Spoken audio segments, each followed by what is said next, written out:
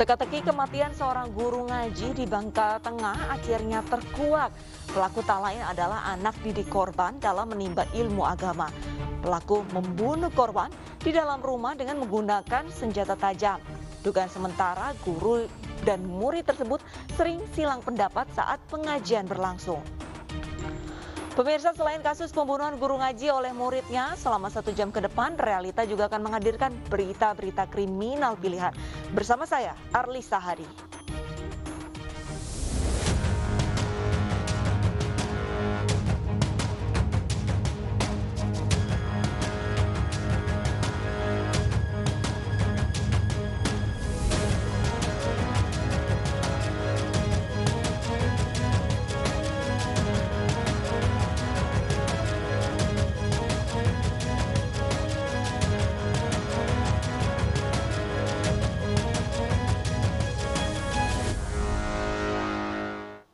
Informasi pertama berasal dari Sumatera Utara. Pemirsa, Ketua Majelis Ulama Labuhan Batu Utara dibunuh hanya karena pelaku sakit hati.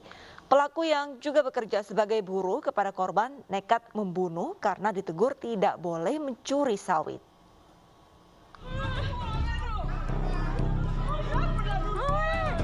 Warga menemukan Ketua Majelis Ulama Indonesia MUI Labuhan Batu Utara Aminur Rashid Arwan tewas di saluran air tak jauh dari rumahnya. Korban ditemukan warga tergeletak menjelang maghrib. Aminur Rashid Arwan dibunuh Anto Dogol, buruh perkebunan sawit milik korban. Pelaku membunuh Ketua MUI Labuhan Batu Utara karena sakit hati. Berselang setengah jam, polisi menangkap pelaku yang bersembunyi di Kelurahan Gunting Saga, Labuhan Batu Utara. Pelaku sempat jadi sasaran amuk warga yang marah. Informasi yang kita dalami ya, bahwa tersangka melakukan perbuatan tersebut dikarenakan sakit hati ya, ditegur oleh korban karena korban memiliki menyampaikan kepada pelaku bahwa jangan lagi mencuri sawit miliknya di kebun miliknya. Polisi terus mendalami kasus pembunuhan Ketua MUI Labuhan Batu Utara, Sumatera Utara. Pelaku terancam hukuman 15 tahun penjara. Dari Labuhan Batu Utara, Sumatera Utara, Ikang Amanda, iNews melaporkan. Pemirsa, pembunuhan terhadap Ustadz juga terjadi di Bangka Tengah. Seorang guru ngaji tewas di tangan muridnya sendiri.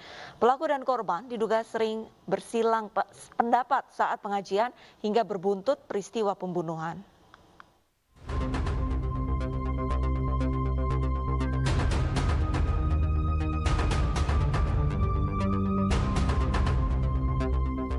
Hidup Muhammad Floriansyah harus berakhir di balik jeruji besi.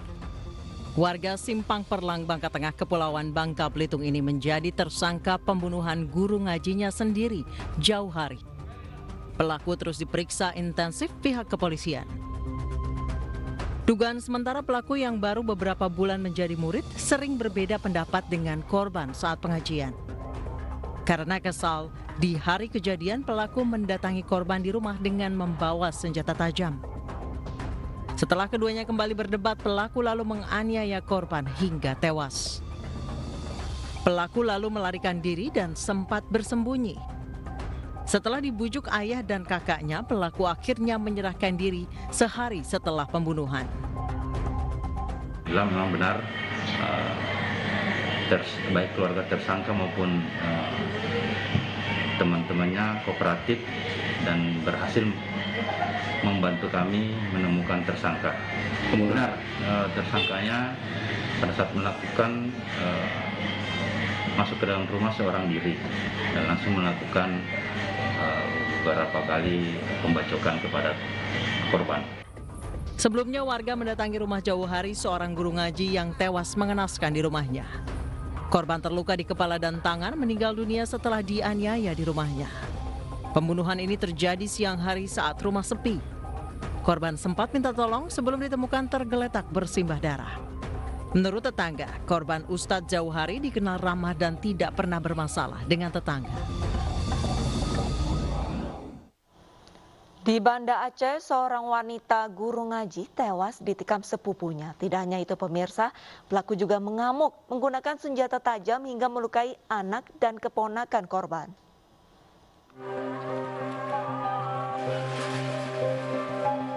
Warga desa Lamjabat Meuraksa, Banda Aceh gempar dengan tewasnya Ramlah di depan rumahnya.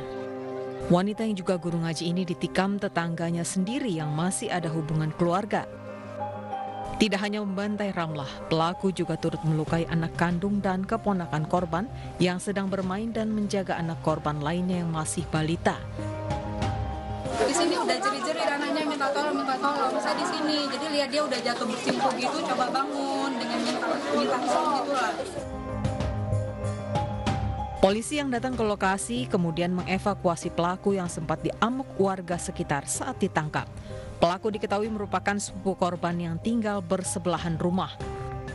Usai diotopsi di rumah sakit, jenazah Ramlah kemudian diserahkan ke keluarga. Kepergian guru ngaji yang tragis ini menyisakan duka mendalam bagi keluarga dan kerabat. Keluarga berharap agar pembunuh Ramlah bisa dihukum seberat-beratnya. Luar biasa, beliau baik sekali dengan masyarakat. Dan kita sayangkan sekali almarhum meninggalkan 30 orang anak. Pengajian itu yang kita sedihkan sekali. Almarhumah Ramlah meninggalkan seorang suami serta 2 anak yang masih duduk di bangku madrasah sanawiyah dan balita. Almarhumah dikebumikan di kampung halamannya Desa Kunyet, Kecamatan Darul Imarah, Kabupaten Aceh Besar.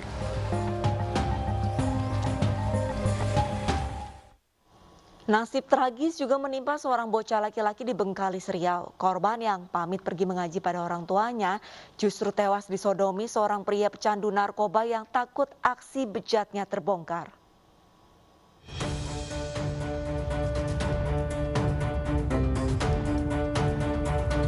IN, pemuda ini pasrah saat digelandang ke Polres Bengkalis, Riau.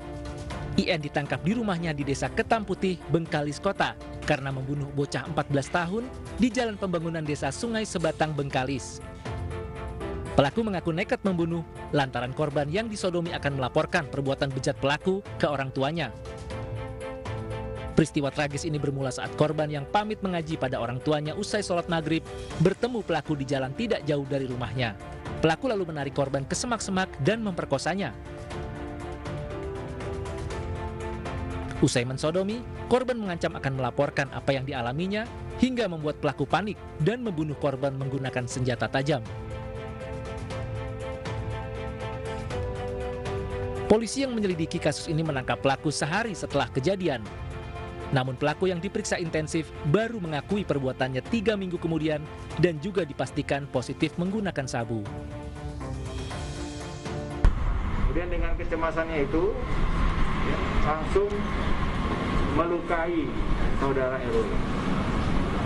Kemudian saudara RW menangkis sesuai dengan fakta di lapangan, yang menangkis tangannya, yang mau melakukan pembacokan di kepalanya, ditangkis tangannya, yang berdasarkan hasil forensiknya bahwa itu juga tangannya hampir putus dan semua ada di dalam luka-luka kepalanya. Pada saat pelaksanaan kegiatan pembabi buta melakukan penganiayaan terhadap korban sempat berkata tolong sebanyak 2 kali. Untuk mempertanggungjawabkan perbuatannya, pelaku dijerat Undang-Undang Perlindungan Anak dengan ancaman hukuman 15 tahun penjara.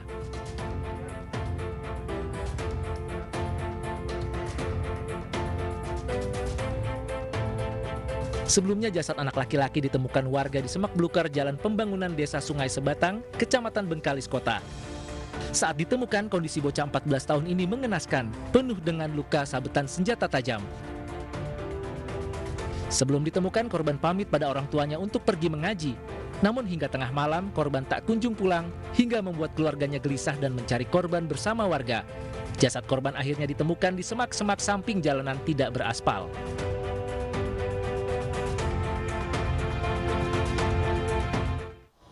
Di Semarang, Jawa Tengah, pemirsa, diduga berselisih dan salah paham mengenai uang hasil penjualan warung pecel lele.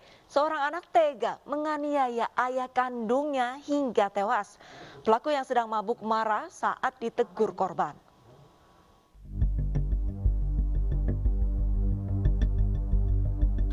Seorang pemuda tega menganiaya ayah kandungnya sendiri hingga meregang nyawa.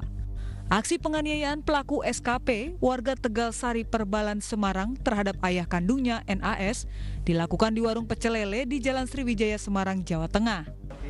Menurut pengakuan tersangka, penganiayaan dipicu masalah selisih paham soal uang hasil penjualan warung pecel lele.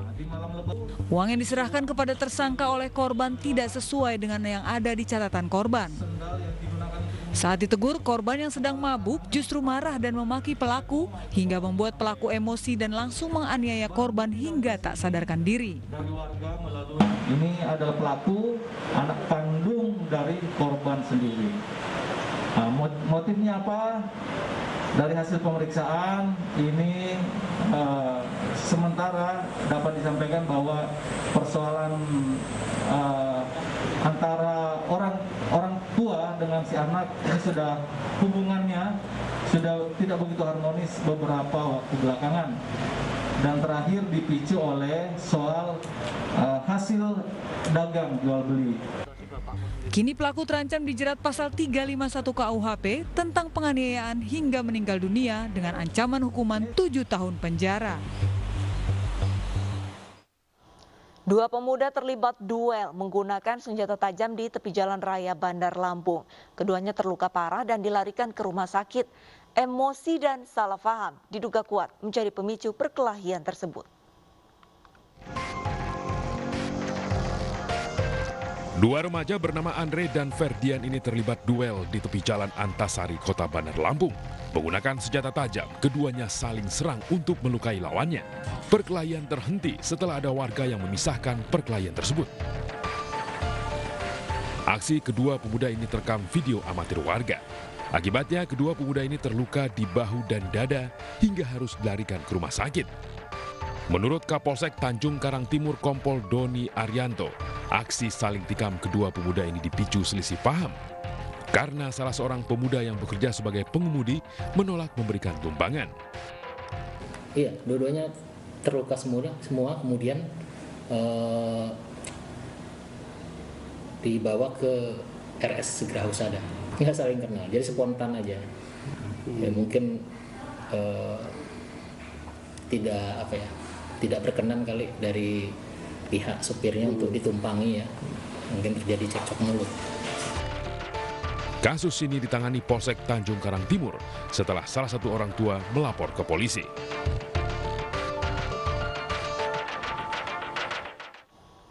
Polisi ringkus 3 penculik yang didalangi seorang ibu rumah tangga. Selengkapnya sesaat lagi, tetaplah bersama Realita.